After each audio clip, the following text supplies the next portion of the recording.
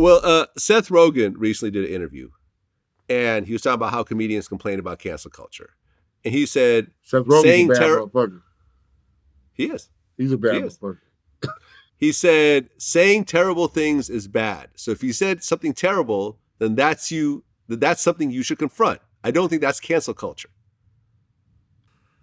What do you mean? Like, meaning what I think he's saying, and I don't want to put words in his mouth, but what I think he's saying is that if, let's just say, you look at Eddie Murphy's old stand-up, where there's a lot of homophobic stuff in there. That's right? What they call it now.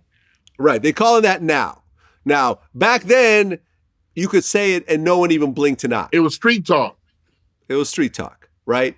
But, like faggot ass faggot and, all this type of stuff that you really can't get away with these days. He was saying it back then. And what he's saying is like, look, okay, someone like Eddie Murphy, he said something like that.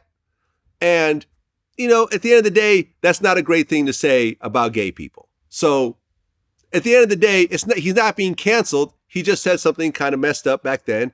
And just because it doesn't translate these days doesn't mean he's getting canceled. It says something that he probably should have said in the first place, period. That's how he looks at it. That's how I think he's looking at it. Now, you might have a different perspective. My perspective is the world is getting soft. Because you can't say the word, but you can say the word nigga all day long. No one stops, has a parade.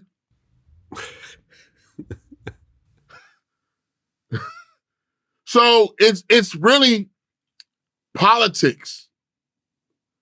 The people that are in charge going, you can't say that word. Fuck you mean? This word's been out before I was born. And it doesn't mean the same thing as when I say it to a person, my brother. I remember finding out what it is the first time. It's a cigarette. Okay, how you know you're talking about a cigarette? But it's like, hey, we want to cancel you.